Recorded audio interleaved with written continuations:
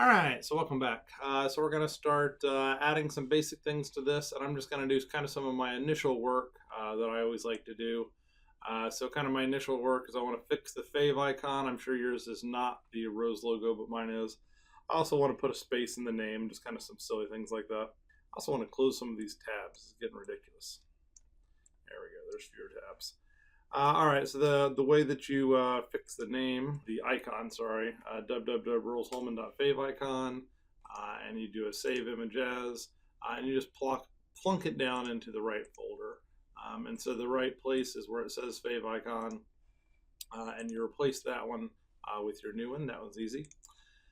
The other just little cleanup things that I like to do is inside my index.html, I like to add a space right there, just so that's what shows up in the tab.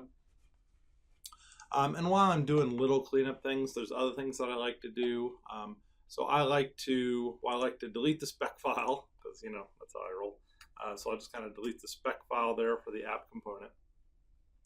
I'll observe that there's this new thing it made for me called app routing. And so this is what's going to help me with routing. We'll come back and visit that. Other cleanup that I could do, I could change this from a CSS to a sassy CSS. If I did that, I'd have to change it here as well. What the heck, I'll do it. And that's just because in general, I prefer to use just everything as sassy CSS. It turns out that there's no real value for that for a lot of the things I'm doing. It's just the way I kind of like to do things. Speaking of which, my styles, CSS, I could also rename it. And for big projects, I do these kind of things, but for these little things, I really don't have to, but I'll just show you what it is. Note that if you change styles.css, you have to change your Angular CLI JSON file. And also I'll say that anytime you modify this file, you may as well just stop serving, right? Because if you change this file, you're going to need to change the serving. So we switched it to sassy CSS here. We also changed the file name here. Another thing I want to do is whenever I make a new file, I want to make a sassy CSS file as well. Let's make sure I haven't truly broken anything. So let's ngserve again and see if we can bring things back to life here. So now mine's deploying again there, and I've got back my app, which is good and exciting. All right, so let's go ahead and check in that. That just looked like, getting started cleanup. And I went through the steps kind of fast, but you could pause the videos you need to kind of get those in. All right, let's start on the real app now. So let's go over to the app component. And I guess the first thing I want to do is I want to leave this router outlet stuff at the bottom, but everything else I don't need. And so this router outlet, so the idea is that you're going to have routes, and then whatever that route is going to show up in the router outlet. But the nice thing is you can have other things be on the page too, and that's what we're going to do here. So we're going to add a couple of buttons. So we're going to say button, and then we're going to say type is button. And then what we're going to do with this button is we're going to make a router link.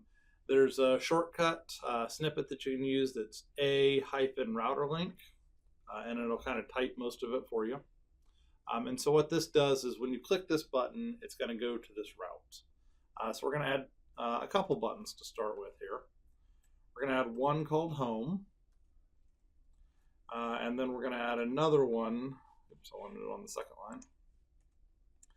We're going to add another one called sign in. And the sign in route is going to go to the sign in path as well.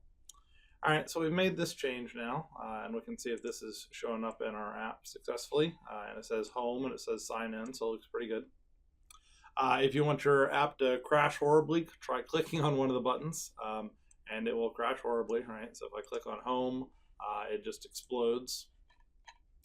And the reason it explodes is it says it cannot match any routes for the URL segment home. I like how it uses the proper noun there. It's like URL segment is what that thing is called. So we totally knew that was going to crash, but let's go fix it. And the way we fix it is we go look at our app routing module. So our app routing module is a module, first and foremost, The idea of modules is where you can collect code and kind of like organize related code into a chunk, and then that chunk is called a module. So it created the app routing module, not a shock on the name here. And then over in the app module, this is the highest level thing, you can see that it imported it over here. If I was doing cleanup, I could add trailing comments over these guys. So app module says, hey, here's all the things I'm going to use in my app. And in order to organize things better, it says, hey, import this other module. And so it's over here in this other file. And that's just for organization and cleanup. So now I've got things related to routes over here. By typing that -- routing flag, it typed this file for you. But really, if you forgot that trick, there's a snippet called a-module routing, which basically would have typed a very similar looking file for you. The interesting thing is, so now I'm just kind of cleaning up what it typed there. The interesting thing is that the template with that snippet is actually a little bit better because it has this style of route where it's got path and then a name and then component and then a name. And this is what's called eager loading of routes. And that's the style that we're going to use here. There's eager loading and there's lazy loading. Eager loading means everything kind of loads up front, which is what we want in this app. And then lazy loading is if you've got a really big app and users might not even ever use something, you'd want that to be lazy loaded. You'll also notice that in theirs, it says path and children. That's a little bit more complex than what we need this time. So we're just going to have a path. So for example, we're going to have a home path, and it's going to go to the home component. It's of course yelling at me here because we don't have a home component yet. So let's go fix that really quick. So let's go over to our terminal and bring up a new tab just so that we can keep it serving over here and we can do new things over here. And we're going to create an NGG that stands for generate. And we're going to create a component called home. I called it uppercase home there, but you could also call it lowercase home and it would work it out. And you can see that it creates a sassy CSS file because that changed to the Angular CLI, an HTML, a spec file, which I'll delete, and a TypeScript file, and then it updated the app module for me. So that was great. Now I'm going to hit up arrow, and I'm going to make another one. Sign in. And you can see that it makes the appropriate things for it as well. So let's go see what changes it made and then make our changes and additions. So it brought in, it made a folder for home. And it's got a spec file, which I'm going to kill. And it made a folder for sign in as well. And these are going to be new routes. And right now they're going to say home works and they're going to say sign in works. They have no CSS and their TypeScript is pretty boilerplate stuff that you would want in most components. The first thing I want to do is there is a naming convention that I want to change, and that's that routes should start with a plus symbol. I don't really know if people still follow this naming convention, but it was introduced a long time ago and I still do it. And what that does is it distinguishes between your components that are routes and your components that are just like, something that's on a route, something that's like just in the page as a helper. By changing the folder name to have a plus, we do need to change one other thing though, and that's the app module. So it imported it here from /home, and now I need to import it from /+home. So pretty minor impact there. All right, so we've added those two components. It's kind of neat, it gave me trailing comments too. I must have seen my style preference. And now this one should actually auto import to something. So import the home component. So whenever you go to the home path, load the home component. And if you ever go to the sign in path, load the sign in component, which is not wanting to help me type, but that's all right.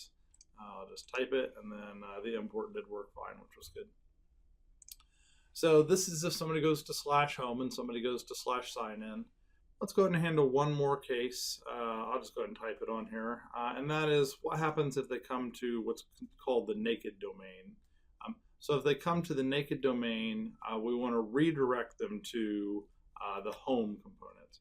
So if somebody just comes to our website, without typing on /home, I want to send them over to home. Another thing that you should just do as a precaution, this turns out I don't think it's necessary here, but it's a good precaution. And that is the way this router works. Let me type this and then I'll think better. The way this router works is it's looking for matches, right? So it checks this first one and says, hey, is this a match? And if it is, it sends them there. And then it says, is this one a match? If it does, it sends them there. And then it says, so this one's a match, send them there. So the order is important in this. And the reason we put on path match full is just to make sure that this doesn't accidentally match like another route. And so it just has to be the naked domain, no more, no less. And if you get that, then send them to home. All right, let's go ahead and save this up and see if we can get our routing to work. And so it looks like it had already worked by the time I had gotten over here. And the reason I know is because I was at localhost 4200 and it sent me over to 4200/home, which is kind of cool. And then let's also notice that it says home works right here. And the reason it says home works is because that's our router outlet, right? And home works is what it says inside this route. So we've actually just seen our first example of routing, which is cool. So if I click sign in, it says sign in works. If I hit home, it says home works. And if I go to the naked domain, it takes me to homework, which is kind of cool. If I go to something like that doesn't exist, so if I go to /Bob, you can see that that crashes because Bob doesn't exist. Now, admittedly, I don't have any buttons to Bob, but somebody could type in something and it would cause my app to behave poorly. And you'll notice that there's no route here because it didn't redirect to that location, it just crashed. Let's just fix that really quick just because it'll be easy. And so what we want to do is we want to add a wildcard route. And actually, there's all these snippets, right? So if you wanted to, there's actually like a, so let me just type in route here. So there's like a 404 route here. So there's actually all these other little things like eager routes and other things that help you type things. But what it is ***, and then it says path match full. I don't really think you need that. And then what we want to do is we'll just redirect to home. So this is if nobody else caught it. So like the naked domain didn't catch it, home didn't catch it, sign in didn't catch it, nobody caught it, then we can redirect to home. Also, you'll notice that since we do have a catch-all at the bottom here, we could remove this top one, but I'm going to leave it just because I kind of like it. Now, if you go to Bob, it'll actually redirect to home. So if you somehow get a link to our website that doesn't exist, we're going to send you over to home. You could also make like a page not found thing here, but we're just going to redirect them to home. Great. So the neat thing about this is the fundamentals of routing right here.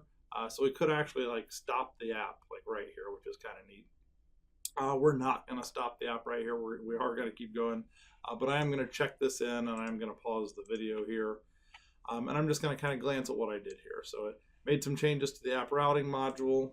Looks like I added a bunch of spaces down there. That was accidental.